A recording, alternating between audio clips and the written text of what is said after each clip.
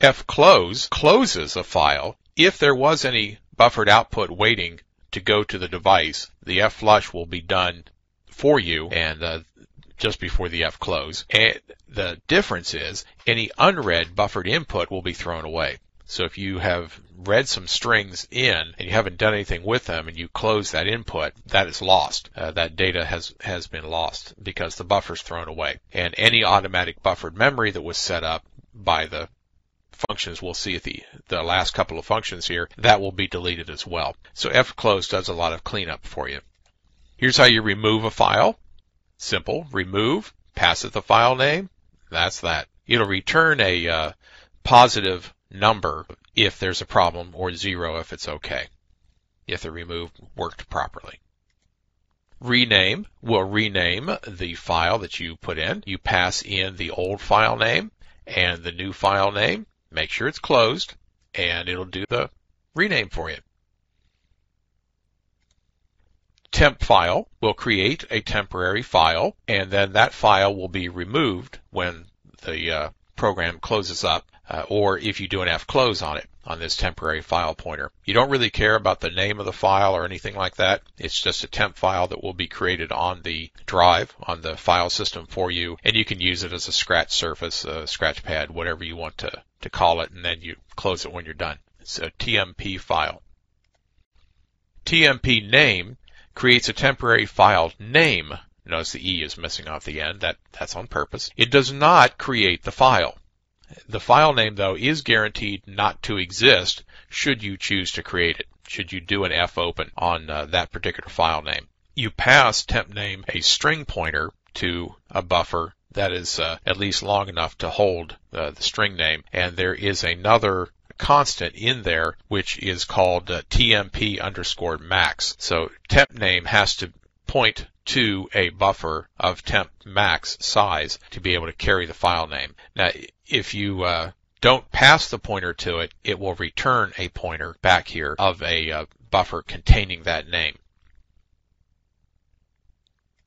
Here's our buffering mode. We can set the buffer with set vbuff.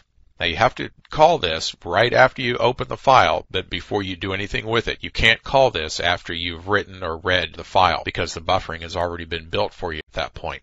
There's 3 different modes, and that mode will be right here, and it will be _IOFBF, which is full buffering, IOLBF, which is line buffering. You'll read one line of text at a time, and IONBF is no buffering. There will not be any buffers created for the file. If buffer is null, in here, if this is a null pointer, then a new buffer will be created of this size, however large this is. If you pass it a pointer to your file buffer, that's where the file buffer will be located.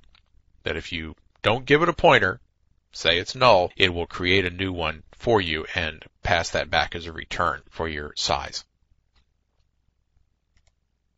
SetBuff does the same basic operation as set vbuff. It sets the buffering mode, but it's usually used when you want to turn buffering off because these modes are still possible here, but if the buffer is null, buffering will be turned off. So typically in setBuff, you hand it the file pointer from the fopen, and you hand it buffer, and if you do not specify, well, you're not specifying it, so full buffering is what's set. That's the default, is what I'm trying to tell you here. The mode will be on setBuff, IOFBF, full buffering. And typically, though, that's why it's kind of odd for me to even say that for you, that full buffering is done here. Typically, the only reason you use setBuff is to turn off buffering, and that would be the only reason you would want to do that is maybe you're reading from the keyboard and you want to get every character one boom, boom, boom, one after the other, and you don't want them buffered and laying in memory someplace waiting for you to read them out. You want to have tight interaction with whatever you have opened as a file, whether it's keyboard, screen, error output, printer, whatever device you've gotten a hold of. You don't want any buffering at all.